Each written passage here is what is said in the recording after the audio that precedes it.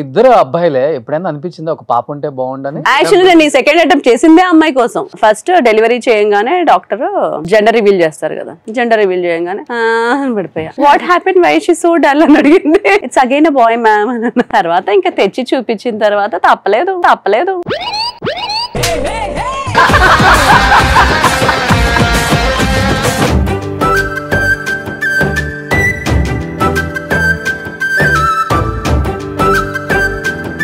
మీ success లో మీ అమ్మగారి పాత్ర అంటే ఏమని చెప్తారు? 90%. ఎందుకంటే నేను ఇంట్లో ఉండి వీళ్ళని పెంచింది తక్కువ. ఈవెన్ వీళ్ళు కూడా మా మమ్మీని మమ్మీ అని పిలుస్తారు.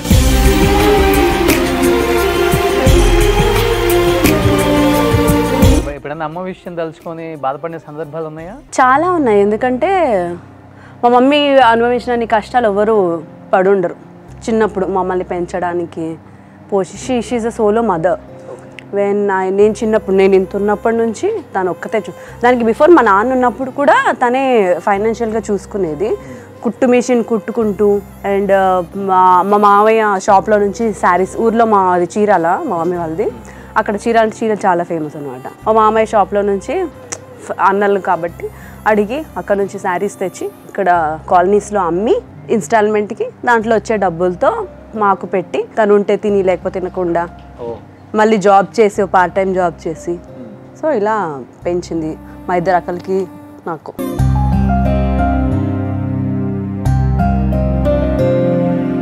ఎప్పుడు ఇనిషియల్ డేస్ లో స్ట్రగుల్స్ ఫేస్ కాలేదా? ఇవన్నీ స్ట్రగుల్సే. అలా నా ఫీల్డ్కి స్టార్ట్ అయ్యి నాకు ఫీల్డ్ ఇంట్రెస్ట్ లేదు అసలు. ఇప్పటికీ నాకు ఇష్టం లేదు పెద్దగా యాక్టింగ్, ఇవన్నీ నాకు పెద్దగా. పరిస్థితులు అప్పుడు మాకు డబ్బులు కావాలి, డబ్బుల కోసం ఏదో ఒక పని చేయాల్సిందే. మాకు తెలివి లేదు, చిన్న ఏజ్, మా మమ్మీకి అసలు తెలియలేదు. ఇలా కావాలి, ఇలా నడవాలి, మా బండి నడవాలి కదా, అందుకోసం అని రోజుకి 500 ఇస్తారు కదా అప్పుడు జూనియర్ ఆర్టిస్ట్కి వాళ్ళకి. కాకపోతే ఆయన కొంచెం తెలిసిన ఆయన కాబట్టి మంచి మేనేజర్ ఆయన కాబట్టి హీరోయిన్ ఫ్రెండ్ క్యారెక్టరు అలాంటివి పెట్టేవాళ్ళు. 2-3 సినిమాల్లో అలా. సినిమాల్లో యాక్ట్ చేశారు ఫస్ట్ అంతా? హీరోయిన్గా కూడా చేశాను, 4 సినిమాలు చేశాను. ఏ సినిమాలు? 2 రిలీజ్ అయ్యాయి. విరి విరి గుమ్మడి పండు, కాదంటే అవునండి అని 2 మూవీస్ రిలీజ్ అయ్యాయి. మా టీవీలో అప్పుడప్పుడు మా సినిమాల్లో వస్తుంటాను. ఓకే, ఇంకొన్ని రీల్స్ ఉన్నాయి, నీవే ఉన్నాయి?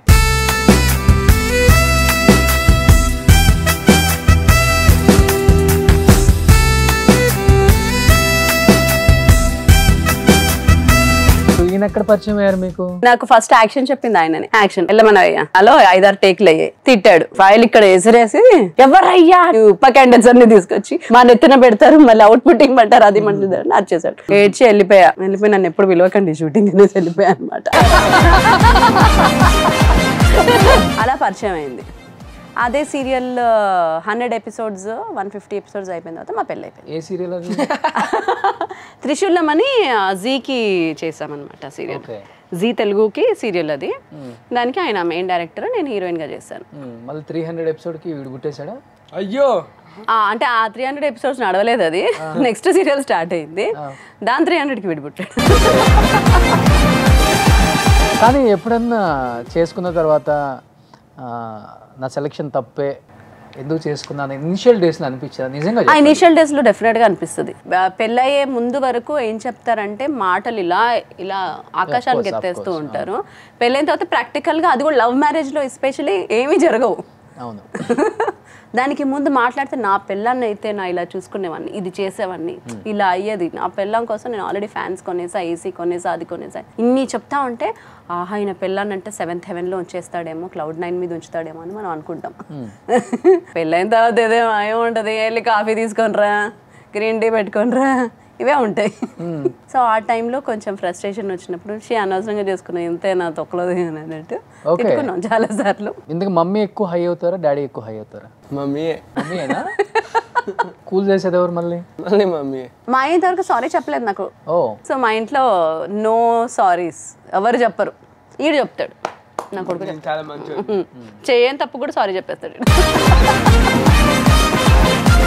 పాపం బలయ్యేది కూడా వీడే. ఇంట్లో ఎవరు చేసినా వీడి మీద నెట్టేస్తారు, ఎవరు చేసినా. సో వీడే బల అవుతా ఉంటాడు. ఎవరు చేసినా వీడు చేసినా కానీ.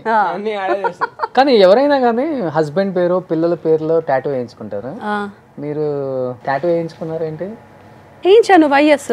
వైఎస్ అంటే అందరి పేర్లు మొత్తం 4. వై అంటే ఆట సత్యనారాయణ, శ్రేయాస్, శ్రియాను, సోని. ఇంతమందిని నడిపిస్తున్న అమ్మాయి అమ్మ ఇక్కడ ఉంది. బట్ నవీన గారు ఫుడ్కి కూడా లేని పరిస్థితులలో ఇండస్ట్రీకి వచ్చారు కదా. ఈ రోజు చూస్తే ఏటా నవీన గారి ప్రాపర్టీస్ కొన్ని 100 కోట్ల బయట టాక్ ఉంది. ఐడియాలో వచ్చేద్దరు మా ఇంటికి. మీరు చెప్పిన 100 కోట్లలో ఏం లేవు. కొన్ని బంగారం ఎంత ఉంది? నేను టార్గెట్ పెట్టుకున్నా కిలో ఉండాలి అని చెప్పేసి. నాకు బంగారం అంటే చాలా చాలా ఇష్టం. సో నేను కిలో అన్న జమ చేసుకోవాలి నా కోసం. ఎందుకంటే మా ఇంట్లో మా మమ్మీ పుస్తల తాడు కూడా లేకుండా ఉండేది. ఈవెన్ అదొకటే ఒక చైన్ ఉండేది, బ్లాక్ చైన్ మా మమ్మీకి. అది నా కోసం అప్పట్లో సినిమా ఛాన్సులు రావాలంటే ఫోటో సెషన్ కంపల్సరీ ఆ జమానాలో. సో ఆ ఫోటో సెషన్ కోసం తను అమ్మేసి నాకు ఫోటో సెషన్ చేయించి ఆ ఫోటోలు తీసుకొని ప్రొడక్షన్ హౌసెస్ అన్నిటికీ తిరిగే వాళ్ళం అనమాట. సో నేను సంపాదించడం స్టార్ట్ చేయగానే ఫస్ట్ మా మమ్మీకి దండ కొని గిఫ్ట్ ఇచ్చాను. నల్లపూసలు మా మమ్మీకి ఇష్టమైనది. ఫస్ట్ 1 kg జమ చేశా. 1 kg అయిపోయింది. 1 kg అయింది అంతే. అదే నా టార్గెట్. ఆ తర్వాత ఇప్పుడు నేను బంగారం కొనలా. ఆ కేజీని ఇప్పటికీ మాకు మా ఆపదల్లో ఎప్పుడు అవసరమైనా ఆ కేజీ మాకు హెల్ప్ చేస్తూ ఉంటుంది. ఓ మీరు కూడా పెట్టుకుంటారా? అవునా? మీరు కూడా అంటే మేము మామూలు మనుషులం అండి. బట్ పెళ్లి చేసుకున్నాక ఎప్పుడైనా ఫైనాన్షియల్గా ఒక్కొక్కసారిగా పని ఆగిపోయింది. అవును, ఆగిపోయి ఎలా ఉంటుందంటే అసలు ఆ క్రైసిస్ని మన లైఫ్లో కూడా చూడలేం. అలాంటి క్రైసిస్ ఉంటాయి ఇండస్ట్రీలో ఉన్న వాళ్ళకి. అంటే రంగుల ప్రపంచం కదా, ఈజీగా తెలిసిపోతుంది కష్టం అనేది. ఎప్పుడు మీకు అది అనిపించింది ఆ కష్టం? ఒక 3 years అండి, టోటల్ జీరో. మేము ఒక ఛానల్కి ఒక సీరియల్ ప్రొడ్యూస్ చేసాం. అంతకుముందు మంచి సీరియల్స్ కలవారి కూడలు, ఇంకా పెళ్ళాడి ప్రమాణాలు అని సూపర్ హిట్ సీరియల్స్, మంచి సీరియల్స్ చేసాము. తర్వాత చిన్న గ్యాప్, ఒక చిన్న డిస్టర్బెన్స్ వల్ల ఇంకో ఛానల్కి వెళ్ళి ఒక సీరియల్ ప్రొడ్యూస్ చేయాల్సి వచ్చి, ఆ సీరియల్కి మాకు ఏదైతే మాట ఇచ్చి ఏవైతే అగ్రిమెంట్స్ అయ్యాయో అవేమి జరగక అది 100 episodeలకి ఆపేస్తే దానికి మేము పెట్టిన ఇన్వెస్ట్మెంట్ 70 లక్షలు. అందులో మాకు 20 లక్షలు కూడా రాలా, 50 lakh లాస్. అప్పుడు మేము ఉన్న స్టేజ్కి 50 ఈజ్ ద హ్యూజెస్ట్ అమౌంట్. అప్పుడే మేము కొన్న సైట్లు గీట్లు అన్నీ అమ్మేసి మళ్ళీ జీరోలోకి వచ్చి అలా అప్పులన్నీ తీర్చేసాం. మేము ఎవరికి ఎగ్గొట్టలేదు, ఈ రోజు వరకు కూడా బై గాడ్స్ గ్రేస్ ఎవరికి ఎగ్గొట్టలేదు, ఏమీ ఎగ్గొట్టలేదు. బట్ నేను చెప్పాను కదా, ఇంటి బాధ్యతలన్నీ నేను చూసుకుంటాను. సేవింగ్స్, ప్రాపర్టీస్ సైడ్ ఇట్లాంటివన్నీ మా ఆయన చూసుకుంటాడు. ఫ్యూచర్ ప్లానింగ్ ఆయనకి చాలా బాగుంటుంది. సినిమాలో ఎలా ఉన్నాడో, ఎలా చూపించాడో ఫ్యూచర్ ప్లానింగ్ కూడా ఆయనే బాగా చేస్తాడు. రీసెంట్ గా విజయ్ దేవరకొండ కలిసారు కదా సినిమాకి, ఏదో ప్రమోషన్, ఫ్యామిలీ స్టార్ ప్రమోషన్. ఏం చెప్పారు? వీళ్ళిద్దరు అడిగారు క్వశ్చన్స్ అన్ని. నాకు బేసిక్గా నాకు ఆ రోజు టైం, ఈ మధ్య చూస్తున్నారు కదా because of the schedules, time కూడా లేదు, ప్రిపేర్ కూడా అవ్వలేదు. ఆ టైంకి అపాయింట్మెంట్ అంటే నేను డైలీ సీరియల్ షూట్లో ఉండి ఆ టైంకి కంగారుకి వెళ్ళే వరకు ఆ టైంకి టైం అయిపోయింది. వీళ్ళకి క్వశ్చన్స్ కూడా నేను రాయలేదు. అక్కడికి వెళ్ళగానే ఏదో ఆయన టైం ఇచ్చాడు, కూర్చున్నాము, ర్యాండమ్గా వెళ్ళిపోయాము. He's very down to earth. బేసిక్గా ఆయన అంటే చాలా, ఎందుకంటే యాజ్ అ హ్యూమన్ బీయింగ్ చాలా ఇష్టం. ఆయన చాలా మంచి పనులు చేస్తూ ఉంటాడు కదా, హెల్ప్స్ అవి బాగా చేస్తూ ఉంటాడు. బట్ మీరు ఇంత డౌన్ టు ఎర్త్, పక్కన వాళ్ళు ఏమన్నా కానీ సహించలేని మనస్తత్వం కదా మీది. అసలు యాటిట్యూడ్ చూపించిన వాళ్ళు లేరా మీ దగ్గర? చాలా మంది చూపిస్తారు. నేను బేసిక్గా నేను కొంచెం ఇంట్రోవర్ట్. నా అంతలు నేను వెళ్ళి మాట్లాడను, నా అంతలు నేను వెళ్ళి పరిచయాలు చేసేసుకొని హైపర్ అవ్వను. నా దగ్గరకు వచ్చి మాట్లాడిన వాళ్ళని బాగా రిసీవ్ చేసుకుంటా. ఆ మెంటాలిటీ వల్లే నేను ఇంకా చేయట్లేదు. ఇప్పుడైతే నేనే ఫోన్ చేసి అడుక్కోవాలి కదా. Bad experience యాక్టర్స్తోనా?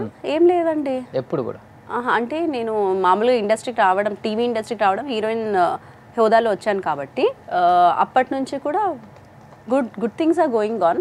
అంత బ్యాడ్ని నేను గుర్తుంచుకోను కూడా. అంటే బేసిక్ అన్ని గొడవలు, నేను ఆ మెంటాలిటీ అది కాదు.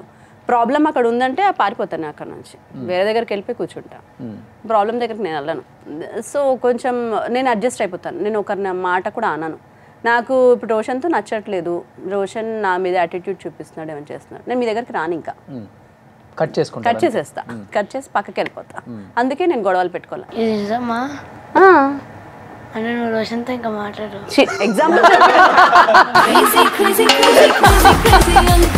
అమ్మలో నీకు నచ్చింది ఏంటి? అబ్బో చాలా ఉంటాయి. మమ్మీలో నచ్చింది అంటే మమ్మీ చాలా ఫ్రెండ్ టైప్, చాలా వాట్సాప్ బ్రో అంటే టిపికల్ ఇండియన్ పేరెంట్స్ లాగా, అంటే టిపికల్ ఇండియన్ పేరెంట్స్ లాగా కాకుండా I can share everything with her. I can tell anything, share anything with her. కానీ ఆ భయం ఉండదు. ఇలా ఇప్పుడు ఈ మ్యాటర్ చెప్తే ఆమె ఏం చేస్తుందో, ఈ మ్యాటర్ చెప్తే ఎలా రియాక్ట్ అవుతుందో, ఇలా ఏం భయం ఉండదు. చెప్పేయచ్చు ఫ్రీగా, మమ్మీ కూడా ఫ్రీగా ఆన్సర్ ఇస్తుంది. బట్ ఎప్పుడైనా కానీ అమ్మ చిన్నప్పటి నుంచి సీరియల్స్లో యాక్ట్ చేస్తున్నారు, బాగా బిజీగా ఉంటారు, టైమింగ్స్ ఉండవు. ఫస్ట్ చిన్నప్పటి నుంచి అమ్మని చాలా మిస్ అయ్యి ఉంటారు కదా, ఎప్పుడైనా బాధపడ్డావా? అంటే లైక్ ఇంట్లో తింటున్నప్పుడు మమ్మీతో తింటే బాగుంటుంది, లైక్ మమ్మీతో తింటే బాగుంటుంది, లేకపోతే చిన్నప్పుడు రా, ఇప్పుడు కాదు, మమ్మీతో తింటే బాగుంటుంది, లేకపోతే like spend some time with మమ్మీకి చెప్తే బాగుంటుంది. అంటే చాలా ఉంటాయి. But like she's not there కదా, అందుకని కొన్నిసార్లు కాల్ కూడా చేస్తా. వీడే నాకు కాల్స్ చేసేది కూడా. రోజు మొత్తం ఆరి ఇంకా జోసఫ్తో ఉంటే కాల్ చేస్తే నా బద్దలు చెప్తున్నారా? అమ్మా నేను నా ఫ్రెండ్తో వెళ్తుండే, అన్న నన్ను చూసారు, ఆయన మీకు ఎన్ని బ్యాడ్ వర్డ్స్ వచ్చో అది చెప్పుకుంటారా, నీకు ఒక కాంపిటీషన్ ఇస్తానని చెప్పారు. అసలు బూతులే రావండి వీడికి. తెలుగులో ఎన్ని బూతులు ఉంటాయో వీడికి ఒక్కడికి వచ్చి. మీరు ఎప్పుడన్నా బాధపడ్డారా పిల్లలతో స్పెండ్ చేయలేకపోతున్నాను, మీరు వచ్చేసరికి నిద్రపోతారు, వాళ్ళు లేవకముందే మీరు వెళ్ళిపోతారు? లేదు, వీళ్ళు నిద్రపోరు. Actually I did miss my family time. I made sure నేను ఎంత వర్క్ చేసినా కూడా వాళ్ళు కూడా they made sure that I have to spend time with them అనేసి. నేను వచ్చి నాతో గంట స్పెండ్ చేసిన తర్వాతే పడుకుంటారు ఇద్దరు ఎవ్రీడే. అండ్ నేను సండేస్ డేట్స్ ఇవ్వను, ఎగ్గొట్టేస్తూ ఉంటాను అనమాట ఆదివారాలు అలాగా. ఇక్కడ వీళ్ళు ఉండేది ఆదివారమే కాబట్టి ఆదివారాలు ఎగ్గొట్టేస్తూ ఉంటా. ఎమర్జెన్సీ తప్పదు అని మా కో డైరెక్టర్ చెప్తేనే ఆదివారం డేట్ ఇస్తా. సో ఐ మేక్ ష్యూర్ నీ కంపల్సరీ మా వీడియో కాల్స్లో ఉంటాము ఎప్పుడు. ఎంత వస్తుంది మీ YouTube channel remuneration? Oh my God! With బ్రాండ్సా వితౌట్ బ్రాండ్సా? విత్ బ్రాండ్స్ ఎంత, వితౌట్ బ్రాండ్స్ ఎంత? బాగానే వస్తుందండి. మా ఈఎంఐలు నాకు ఒక 2 లక్షలు దాకా ఈఎంఐలు ఖర్చులు ఉన్నాయి, అవి వెళ్ళిపోతుంది. అండ్ ఇంకొక ఇంటి ఖర్చులో 1 లక్ష రూపాయలు ఉంటుంది, అవన్నీ వెళ్ళిపోతున్నాయి దాంట్లో. ఇవన్నీ కూడా నాకు మీరే చూసుకుంటారు అని నేను చూసుకుంటాను. మేము అలా డివైడ్ చేసుకున్నాం. ఇంటి ఖర్చులు నేను చూసుకుంటాను, సేవింగ్స్ అన్ని నువ్వు చూసుకో. నేను సేవింగ్స్ అడగద్దు, నీ ప్రాపర్టీ నా ప్రాపర్టీ ఒకటే. ఇంట్లోనే అన్ని వెళ్ళిపోతాయి అన్నారు. మళ్ళీ ఇప్పుడు ఉన్న వాళ్ళల్లో మీకే టాప్ రెమ్యునరేషన్ యాక్ట్రెస్ లో, సీరియల్ యాక్ట్రెస్ లో. నాకేం కన్నా నాతో పాటు చాలా మంది ఉన్నారు. మీరు కూడా టాప్ 5 లో ఉంటారు కదా. మరి డైలీ ఒక 50,000 ఇస్తారు కదా. డైలీ సీరియల్కి 50,000 ఎవ్వరికి లేదండి, సినిమా వాళ్ళకి తప్ప. సినిమా వాళ్ళు డైలీ సీరియల్ చేస్తే వాళ్ళకి మాక్సిమం 50,000 ఇస్తారు. టీవీ సీరియల్ వాళ్ళకి ఒక 30,000 ఇస్తారు. అంత కూడా ఉండదు, దాంట్లో సగమే ఇస్తారు. ఒక 20 days చేస్తారు షూట్? లేదండి, ఒక డైలీ సీరియల్కి ఉండే డేట్సే 8 days ఒక మెయిన్ ఆర్టిస్ట్కి. 8 daysకి మించి డైలీ సీరియల్లో ఒక మెయిన్ అంటే 15,000 నుంచి 20,000 మధ్యలో తీసుకునే వాళ్ళని వాళ్ళు పెట్టుకోలేరు. వాళ్ళకి బడ్జెట్, టీవీ సీరియల్ బడ్జెట్స్ తక్కువ కాబట్టి వాళ్ళకి వర్కౌట్ అవ్వదు. అవును నవీన గారు, లాస్ట్ ఒక రౌండ్ ఉంది ఎస్ఆర్ నో. ఓకే, అది వీళ్ళు ఓపెన్ చేస్తారు, మీరు చెప్పాలి అసలు నిజమో కాదో. బట్ దానికన్నా ముందు మీ చీరలు నగలు చాలా బాగుంటాయండి, చాలా మంది ఫ్యాన్స్ ఉన్నారు. అవునా? ఏం చేస్తుంటారు అవన్నీ? ప్రస్తుతం అయితే 2 ఏళ్ళ నుంచి కొలాబరేషన్ చేస్తున్నారు. చేస్తారు ఓకే, సినిమా వాళ్ళు ఒకసారి కట్టుకుంది మళ్ళీ కట్టుకోరు కదా. అలా అంటారా? యాక్చువల్లీ నేను నా యూట్యూబ్ ఉంది కాబట్టి నేను వాడేసిన శారీస్ కానివ్వండి, జ్యువెలరీ కానివ్వండి, నిన్ననే ఒక వ్లాగ్ చేసా, 3 days నుంచి ట్రెండింగ్లో ఉంది, గివ్ అవే ఇచ్చేసాను. సో అందరికి 2 చీరలు, 2 నగలు. మా అక్క కూతుర్లు ఉన్నారు, మా రిలేటివ్ సైడ్ కూడా ఉన్నారు. సో మాక్సిమం ఎవరెవరికి ఇవ్వగలను అన్ని. అంటే ఇంట్లో ఎలాగో పెట్టుకొని మనకి వేస్టే. ఒక బెడ్రూమ్ సరిపోద్దా మీ కాస్ట్యూమ్స్? నా కాస్ట్యూమ్స్ సరిపోవట్లేదు. ఒక 1000 చీరలు ఉంటాయా? ఉంటాయండి, 1000 చీరలు. తీసాను దాంట్లో 500 పట్టు, ఒక 100 ధర్మవరం పట్టు, అన్ని లేవు, వెంకటగిరి పట్టు, ఒక 100 షాప్ పెట్టొచ్చు. సౌత్ ఇండియా నవీనా బ్రదర్స్ చందన బ్రదర్స్ లాగా. సో ఒక 1000 చీరలు ఉన్నాయండి. ఎక్కువ టైం మేకప్ కి ఇస్తావు? నో. అరే నువ్వు చెప్పురా. నేను ఇప్పుడు మేకప్ కి ట్రై చేశానా? ఎక్కువ ఇవ్వదు, నిజంగా ఇవ్వదు. అవునా? సరే, నాకు మేకప్ అంటే చిరాకు. ప్రేమ కన్నా మనీకి ఇంపార్టెన్స్ ఇస్తావా? చెప్పురా, ఇస్తానా? నో. నో. ఓకే. నేను మనీ చాలా చూసానండి, చిన్నప్పటి నుంచి ప్రేమనే చాలా తక్కువ చూసా. ఓ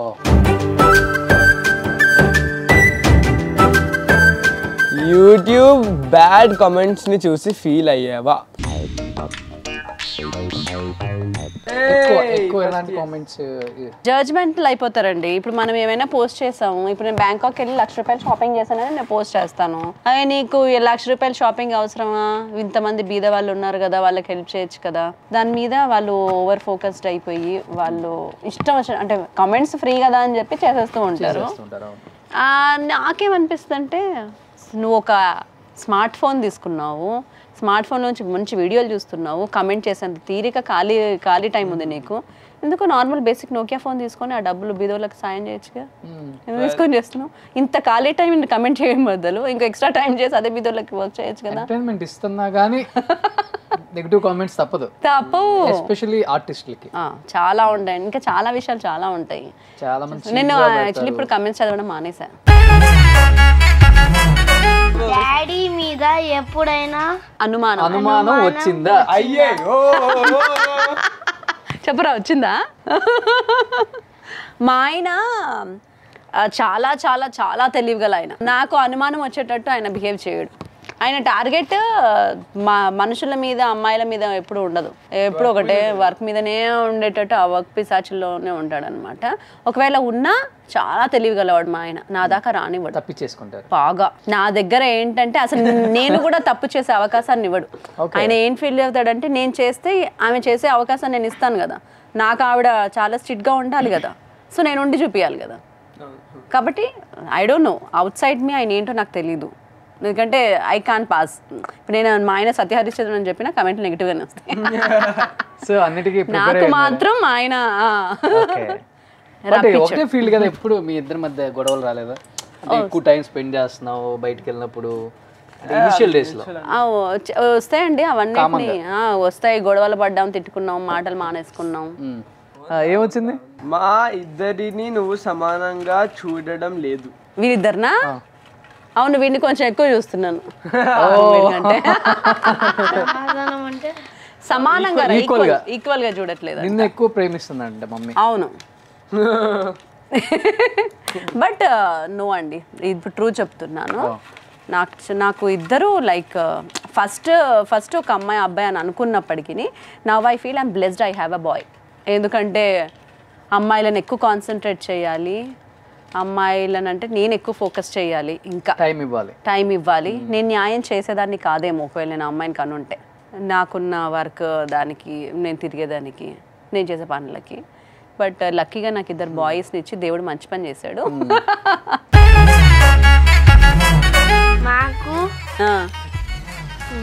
అయిపోయి నెక్స్ట్ ఎపిసోడ్ అయ్యండి.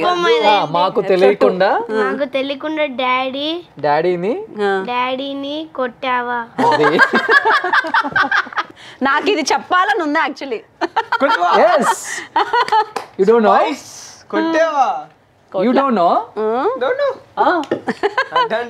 చెప్పండి, ఇంట్రెస్టింగ్ గా ఉంది.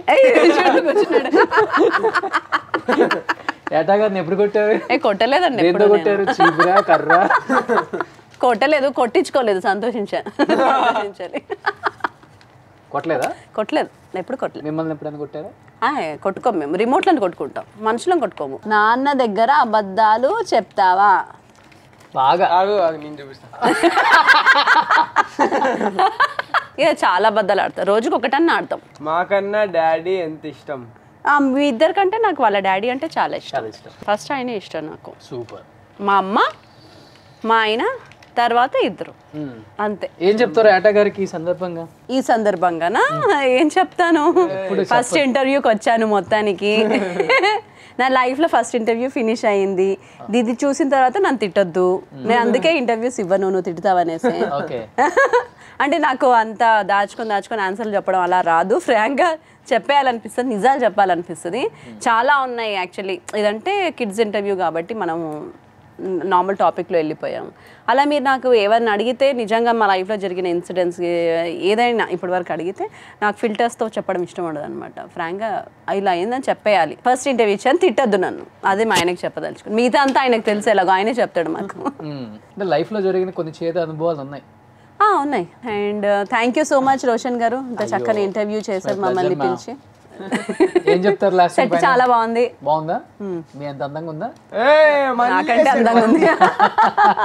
పరే పార్టీ ఇస్తాను.